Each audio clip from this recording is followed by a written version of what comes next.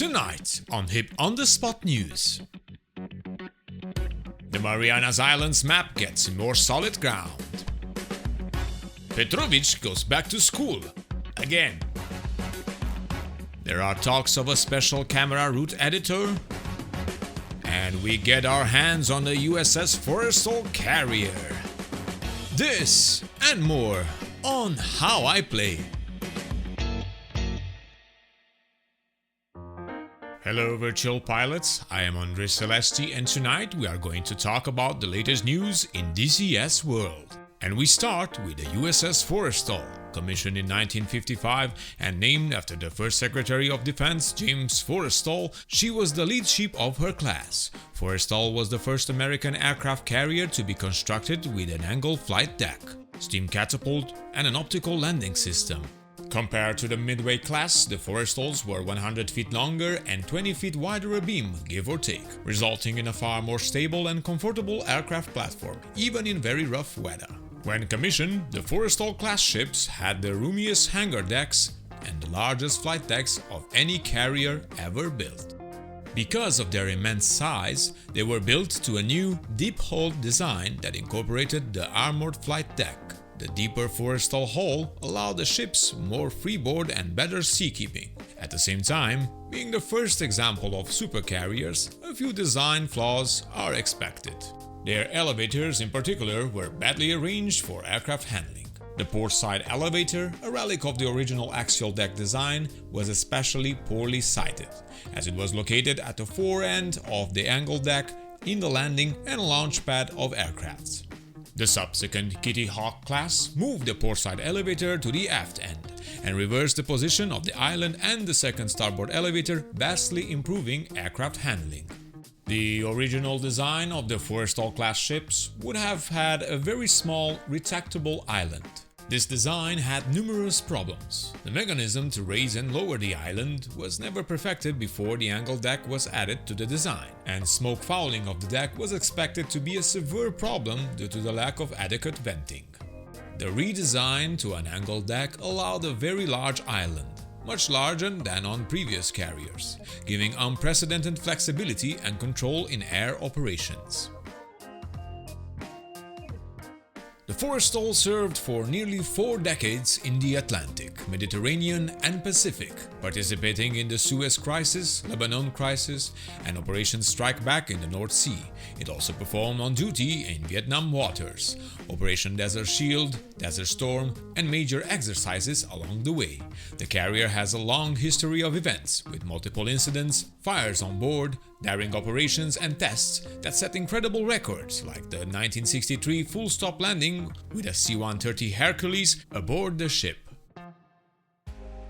On the 30th of June 1975, Forrestal was reclassified a multi-purpose aircraft carrier. CV-59 participated in a special shock test. It involved the detonation of high explosives near the hull to determine if a capital ship could withstand the strain of close-quarter combat and still remain operational. She was decommissioned in 1993 and made available as a museum. For those of you interested in the logbooks and exact squadrons that operated with the USS Forrestal, I link some useful information in the video description. In DCS World, the Forrestal carrier is available for all DCS pilots for free. Sadly, it doesn't come with an animated deck crew like the supercarrier. HEATBLUR mentioned that they're investigating for a future implementation, but until so far we have nothing official. So for the time being, the USS Forrestal shares the basic functionality of the default USS John C. Stennis, with Sea Sparrow and CWIS point defense systems, active night lightning, and also a few extra support vehicles that can be placed on the carrier deck. What? Mention about the skins as well. Oh yes, almost forgot. And we got also new liveries for the Tomcat, besides many new improvements and just as lantern control. And because we mentioned the supercarrier before, we recently got a news update for the functionality of the upcoming Airboss station and briefing room.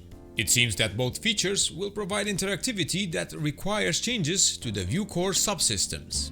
So something to do with the cameras, the view that we have or something? Huh? Well, let me explain it to you.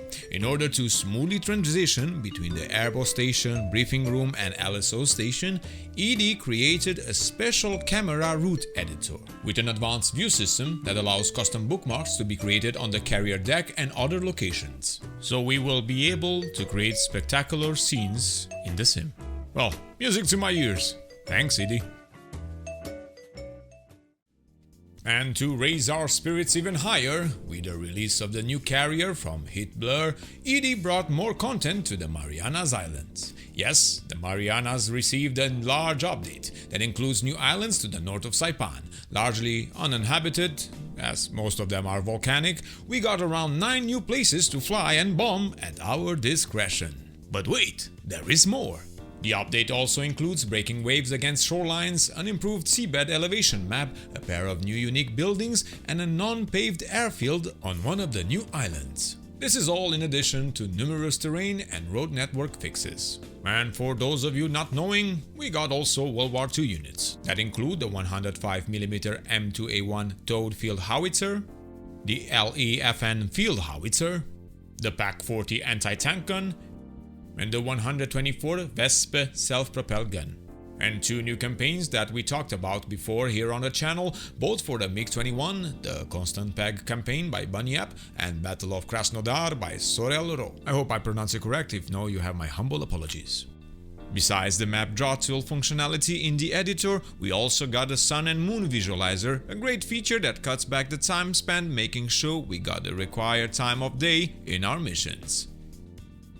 And moving on, our favorite helicopter, of course the Mi-24 behind, has introduced 3 variations of the Ataka-89 Spiral 2 anti-tank guided missiles. And rumors are spreading in the training camp, as it seems our commanders at ED ask for Tovarzysh Petrovich to present himself for further training, with plans to improve, I don't know, his flying capabilities.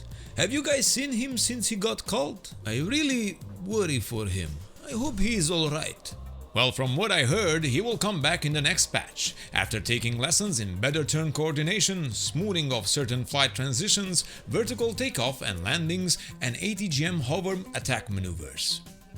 I also read about the ATGM guidance unit in the pilot operator's cockpit is undergoing an update, and the gyroscopic dampening is being tuned based on inputs from the SMEs.